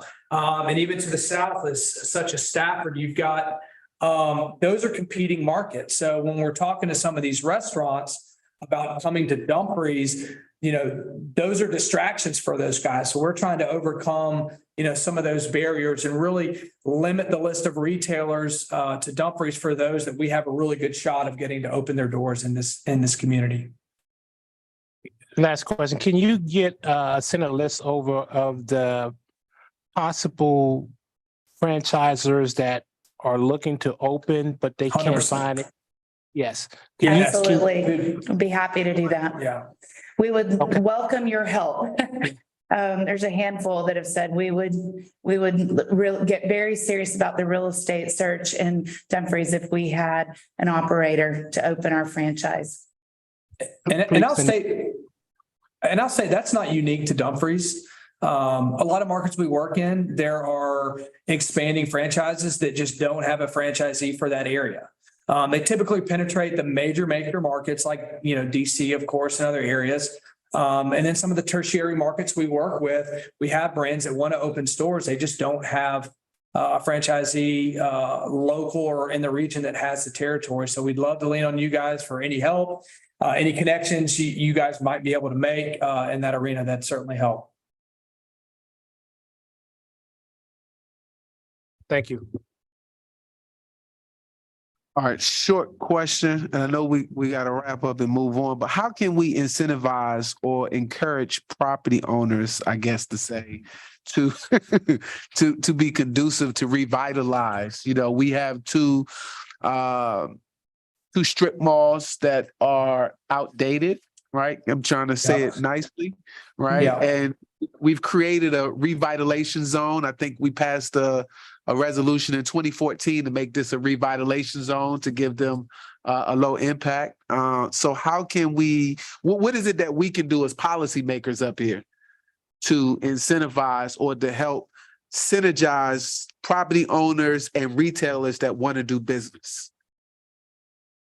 Cool. You want to have? No, go ahead. Well, Mayor, I think you guys took one of the first steps, and I applaud you for using any tools in your tool belt for helping incentivize property owners and or retailers to open up. Always being open for business and keeping an open mind when new businesses are looking to locate in your community, I think is a great thing. You know, I will say we hear from developers and retailers about the process from the licensing standpoint. Anything when they're involved in the city, the faster is always the better. Time kills deals and time equals money as well. So when these guys are trying to move forward, anything the town can do to make this as an efficient process for those guys is also very helpful. I'll say from our point of view, for instance, you mentioned a property owner that might have a dilapidated shopping center. You know, our recruitment team does conduct a lot of dialogue and communication with the property owners and shopping center owners. So a lot of times we are trying to encourage them to update the center in order to attract higher and better use retailers. I can give you several examples where we had what I would consider a higher and better use retailer interested in a market, but they couldn't find a location or a site. And we started communicating with the shopping center owner, letting them know that you could attract this retailer, but you're going to have to create some investment to your shopping center. So by them just having the knowledge and the understanding that a higher and better use retailer is interested in this market and particularly in their shopping center, but they're not going to come until they update the facade, update the parking lot, update the lighting. You have some of these retailers that just aren't going to go into those type of centers, just like you had mentioned. And so that's where we kind of use our knowledge and our information to convey that message to your shopping center owners. And in some cases, some of these shopping center owners don't have the capital to put into their own center. So we can and will leverage relationships that we have with other developers and acquisitions groups that would potentially come in and acquire a local shopping center from that entity or from that individual in order to put in the capital needed to attract a higher and better use retailers to a shopping center. So that's how we can help, as well as some of the things you guys can do at City Hall. Thank you, Councilman Fields. Did you have something? Okay. Thank you. Good to see you all again. I would just like to say attending these conferences to the audience and to the citizens pays off because we get feedback one-on-one with meeting with you all and other entities that we bring back to the town. And as she definitely highlighted how the mayor brings people to the town. I've met people to turn on to the town, and any one of us council members, we take it upon ourselves to make sure we attend these meetings, these conferences, to bring back positive information that can help our town grow. Next, I want to say, you know, to the council and whoever that it applies to, you know, we need to look at who wants to come to the town, not who we want to come to the town. if they've got an invested interest of wanting to come to the town, that's a plus for us because they see that they see that there's something here that could be a benefit to our community and not just right here in Dumfries. We got to remember that Dumfries shares highways and byways with several other communities right outside of our town that, such as adding to the demographics of it, such as the Triangle Road area, Stonewall Manor, Grand Park Shores, Fuller Heights Road, Expedition Drive back there off of in Triangle, Joplin Road, Quantico Gateway community, Quantico Town itself community, and the base of Quantico. If we can prevent people from just driving through to go up to Walmart or to go down 234 or further up into Woodbridge, if we can bring that right here in the town of Dumfries, we will have the opportunity to service all of those communities that I just mentioned. So we need to think outside the box, not just the town, but they benefit off of the town having these things. So not just our 1.6 square miles and not just our 6,000 residents, we could service everyone else too that are just outside of our town limits, but look at town of Dumfries as a place to go to do their revenue. Like I often said that she brought up as well, before Rosie's came or the Rosie's came in the town, the McDonald's on 234 is the highest revenue maker in the town, along with the other one. So now we have the Roses that's superseding that.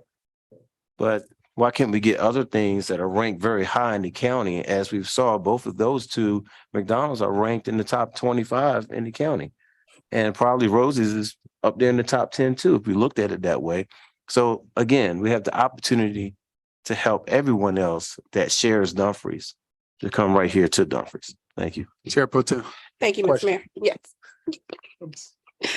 So, thank you so much for the presentation. I am especially grateful for the timeline because I think that cleared up some things. I know we've been working together for a long time. And I personally was wondering, okay, so when is this going to come to fruition?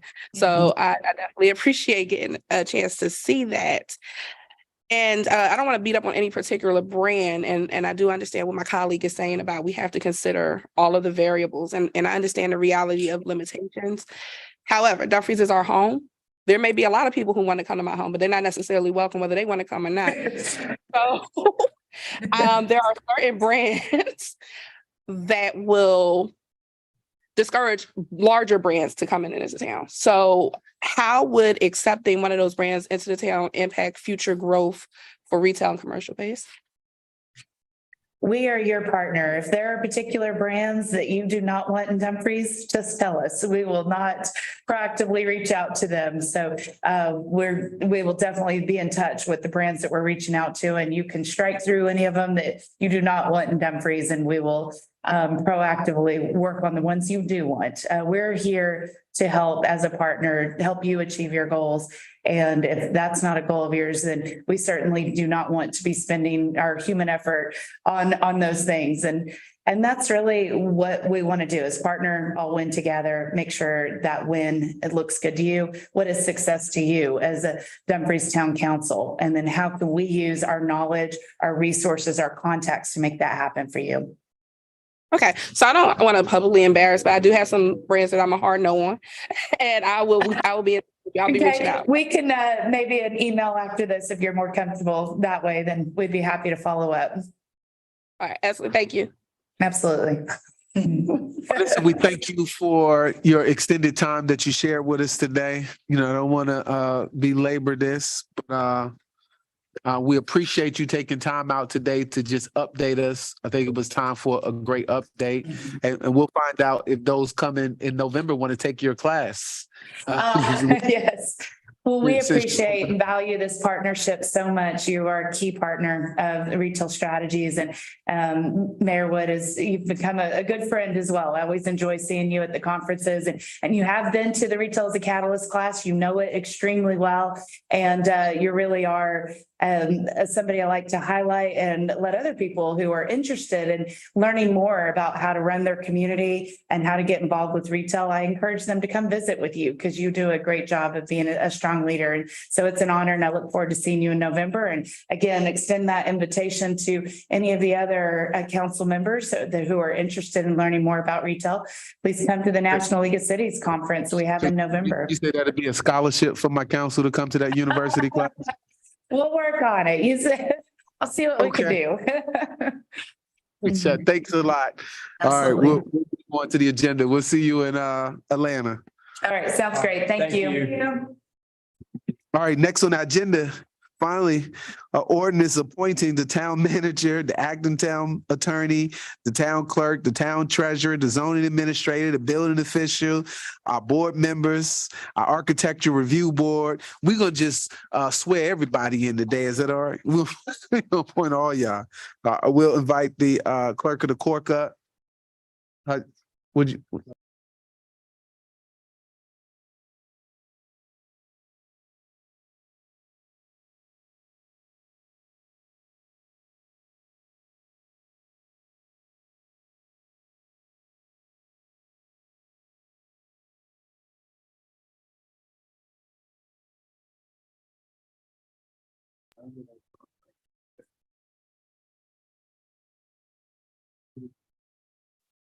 All right, reappointments to taking oaths in accordance with Town Charter Section 8.03, whereas Town Charter Section 8.03 requires that all elected or appointed officers and officials of the town take the oath of office and execute such bonds as may be required by general law, this charter ordinance or resolution of the town council, and file duplicate certificates with the town clerk and the clerk of the Circuit Court of Prince William County before entering upon discharge of their duties and within 30 days after the term of office shall have begun, and the council desires to ensure that compliance with this section has occurred.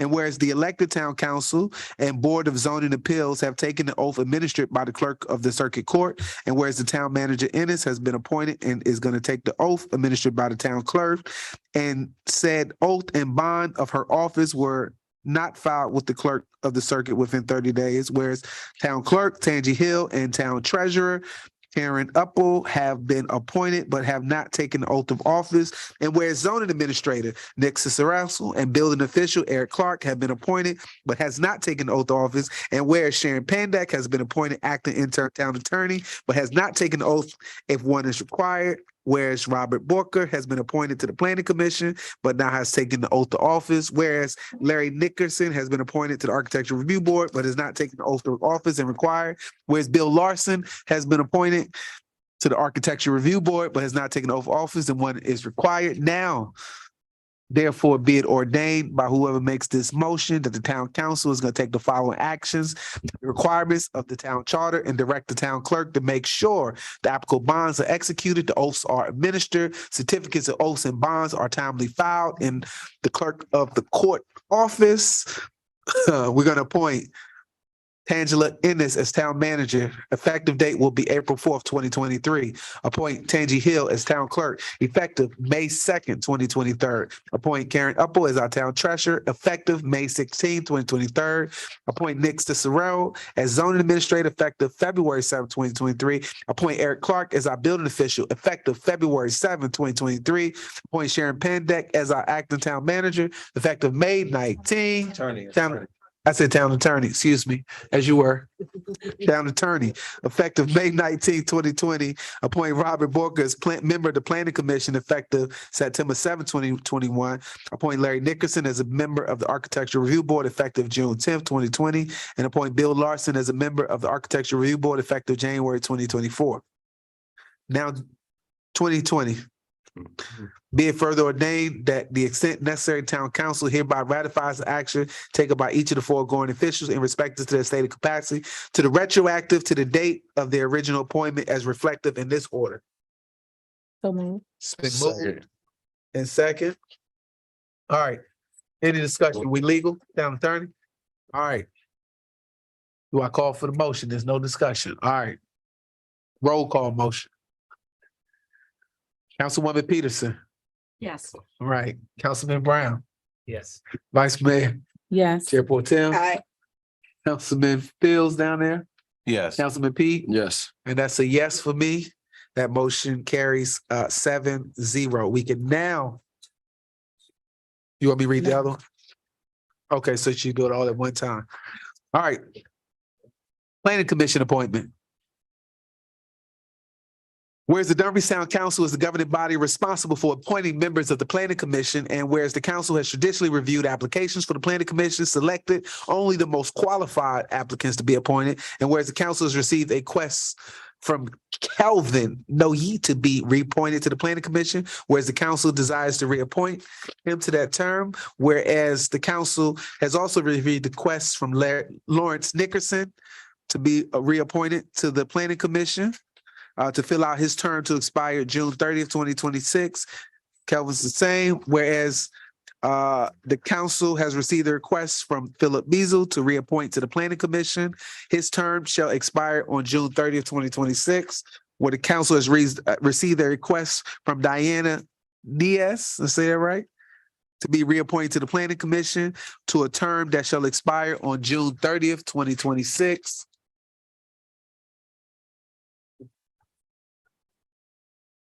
All right, now therefore be it resolved, the town council hereby reappoints those names to the Planning Commission with a term to expire on June 3rd, 2026 on a motion made by So moved. Second. and second. Any discussion? Roll call vote. Councilman Fields? Yes. Pete? Yes. Aye. Yes. Mr. Brown? Yes. And Yes. that's a yes for me. That motion carries 7-0. All right, where we at? We good to go? Yes, sir. I think it's time to take oaths. Okay.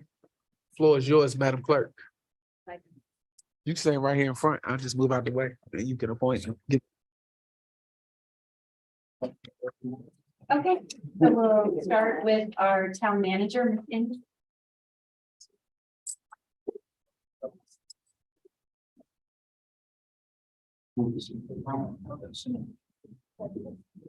You have five, or we didn't.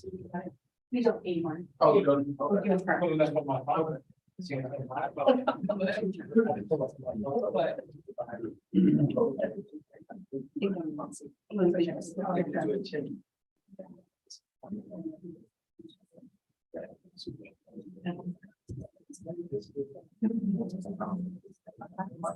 Supervisor, you're good?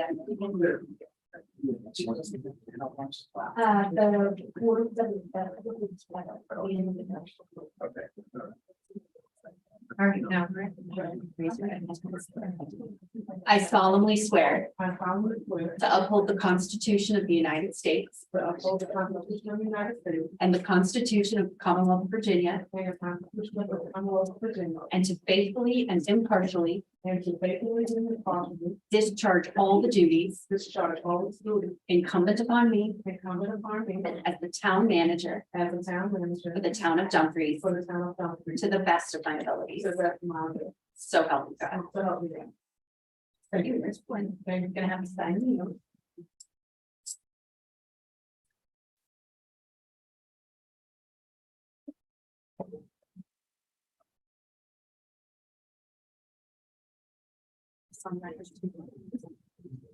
Thank you. Thank you.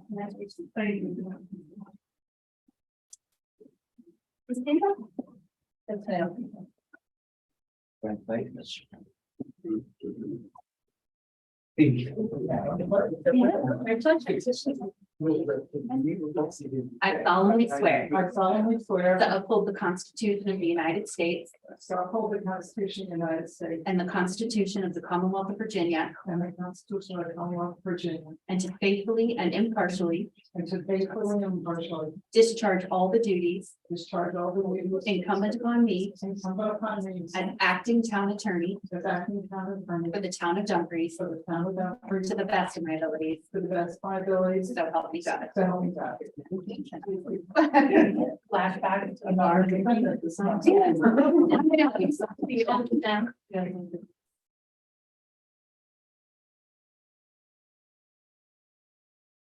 But hopefully. So we're gonna find. Thank you.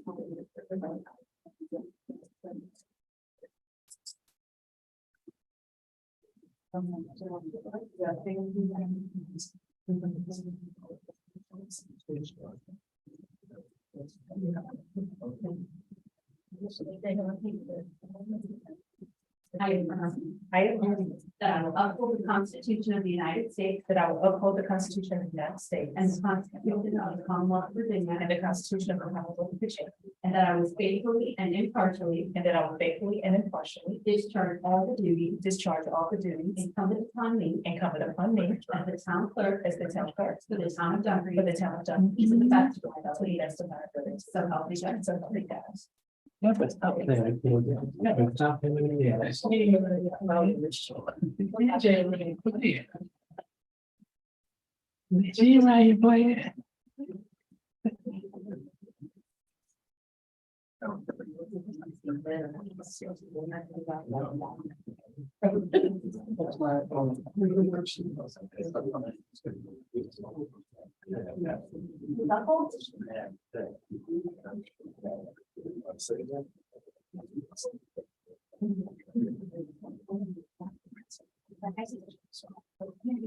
I solemnly swear. I solemnly swear. To uphold the Constitution of the United States. To uphold the Constitution of the United States. And the Constitution of the Commonwealth of Virginia. And the Constitution of the Commonwealth of Virginia. And to faithfully and impartially.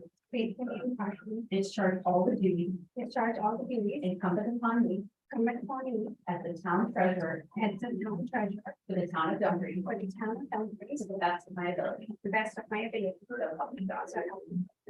Thank you so much.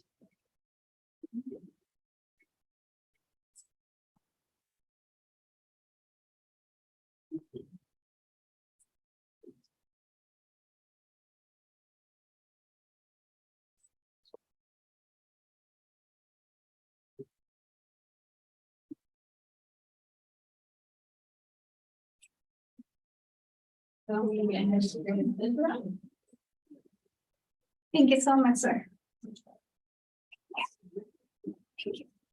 Thank you. I solemnly swear. To uphold the Constitution of the United States. And the Constitution of the Commonwealth of Virginia. And to faithfully and impartially. Discharge all the duties. Incumbent upon me. As zoning administrator.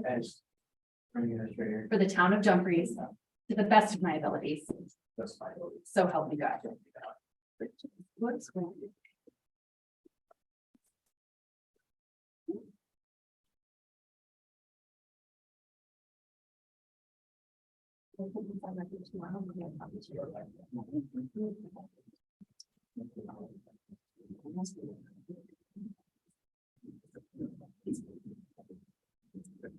Thank you.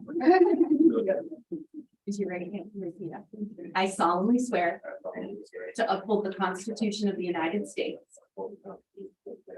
And the Constitution of the Commonwealth of Virginia. And to faithfully and impartially. Discharge all the duties. Incumbent upon me.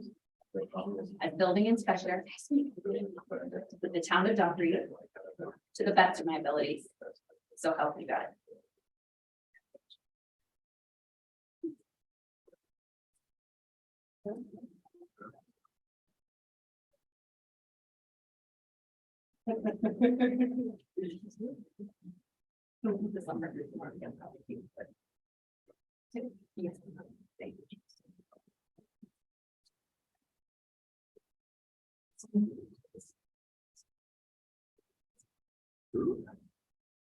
And then the members of the planning.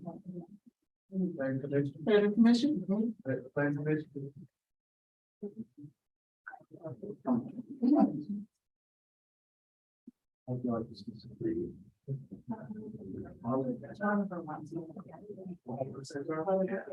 Yeah, everybody up there. Yes.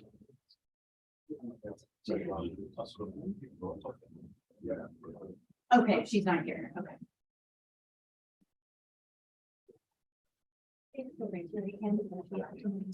I solemnly swear. To uphold the Constitution of the United States. The Constitution of the United States. And the Constitution of the Commonwealth of Virginia. And the Constitution of the Commonwealth of Virginia. And to faithfully and impartially. And to faithfully and impartially. Discharge all the duties. Discharge all the duties. Incumbent upon me. Incumbent upon me. As a member of the Planning Commission. As a member of the Planning Commission. For the town of Dumfries. For the town of Dumfries. To the best of my abilities. To the best of my abilities. So help me God. So help me God. And I do think it's legal.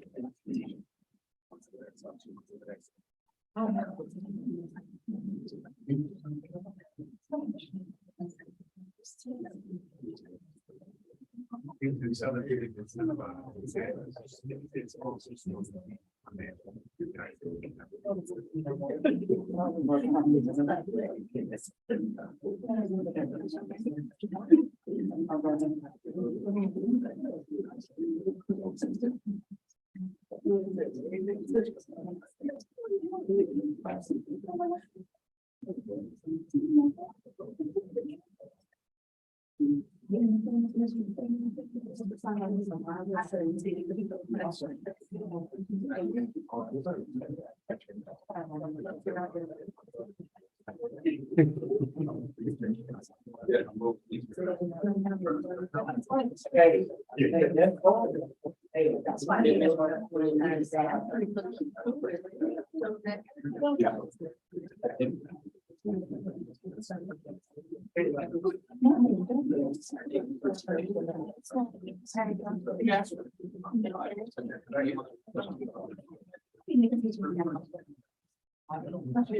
Red side, your fellow council. All right, raise your hand. One more time. I solemnly swear to uphold the Constitution of the United States and the Constitution of the Commonwealth of Virginia, and to faithfully and impartially discharge all the duties incumbent upon me as a member of the Architectural Review Board to the best of my abilities. So help me God. Thank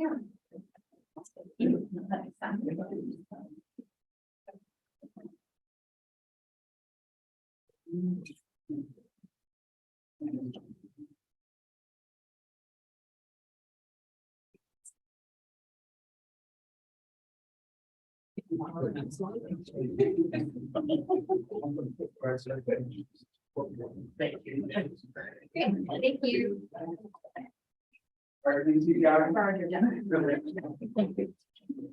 Do you want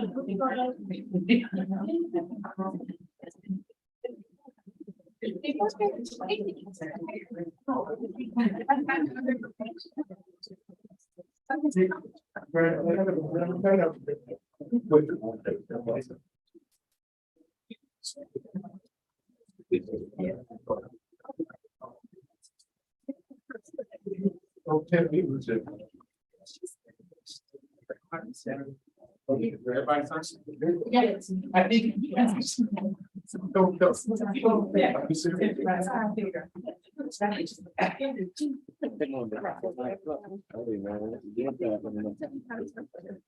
All right, next on our agenda is the First Amendment to our town manager employment agreement.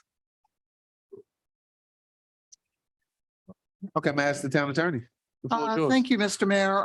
You have both the draft amendment as well as an ordinance that amends section 7 of the employment agreement in order to incorporate that. And I believe this is consistent with the determination of both the town council and the town manager, that the town manager may take a public use vehicle home as part of her job responsibilities. Okay, any discussion? Okay, it's a motion from you. Is that what you said? So move. Okay, Second. it's been moved and second. Mr. Fields, Yes. Mr. Pete. Yes. Chair Fulton, Aye. Vice Mayor, Yes. Councilman Brown, Aye. Councilman Peterson. Yes. And that's a yes for me. Okay, the motion carries 7-0. Next is the adoption of our town council meeting schedule from July 1st to June 30th fiscal year. Town manager, did you have anything you want to say about it? See your name. I do not, Mr. Mayor. Okay, as you know, Tuesday, July 4th is Independence Day. We're gonna have one meeting in July. We're gonna move that to the second week, which is July 11th. We do National Night Out on August the 1st. So the question was, did y'all want to do it Wednesday, August 2nd, or did y'all want to move it to August the 8th for the following week, since we're only doing one meeting that month? Do y'all want Tuesday or y'all want the Wednesday after National Night Out? Y'all want to come National Night Out, Councilman, do y'all want to move it to the following week, Tuesday? Because we only do one meeting in August and one in July. The 8th, y'all want the 8th, so move it to that Tuesday? Okay, move it to that Tuesday, the 8th. Okay. All right, and that was the only one. Election Day is Tuesday, the 7th. And so we'll have Wednesday, the 8th for our meeting after that, November the 8th. And those were the only significant changes to your calendar. All right, so November 8th is the day after the election. All right, so Election Day is a holiday in the town of Dumfries. It's a holiday. Okay. So we need a motion with the recommendation to just change the Tuesday, August the 8th. So moved. Okay, Second. it's been moved and second. Any discussion? Seeing none, Councilwoman Peterson, Yes. Councilman Brown.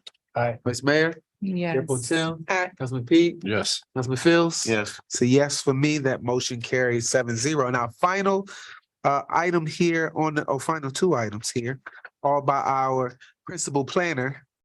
Mr. Nick, the floor is yours to talk about a resolution to advertise a public hearing.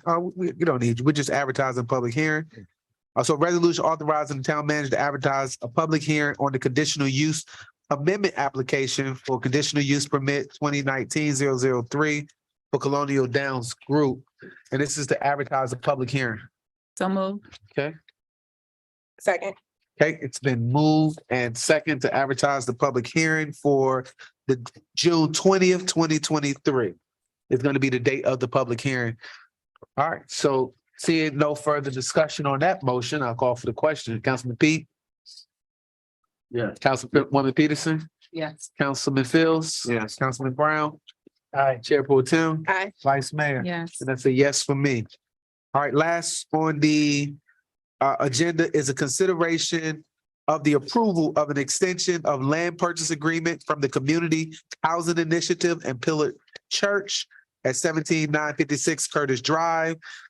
They were set to start construction due to the death of one of their ministers in a plane crash earlier this year. They've been kind of delayed in getting funded and COVID. And so they just asked us to extend this for a year to give them time because he was the principal guy carrying this whole project. And so this is just an extension of that project up on Curtis Drive. All right, any questions? Okay, seeing none, then we welcome a motion for that. Okay, it's been moved and second for consideration of approval and extension of land purchase agreement for the Community Housing Initiative in Curtis Park. Councilman Fields. Yes. Councilman Pete. Yes. Councilwoman Peterson. Yes. Councilman Brown. Aye. Chair Pro Tem. Aye. Vice Mayor. Yes. And that's a yes for me. That brings us to the conclusion of our agenda, and this meeting is officially adjourned. 9 o'clock is promised. Where was the? Promised you.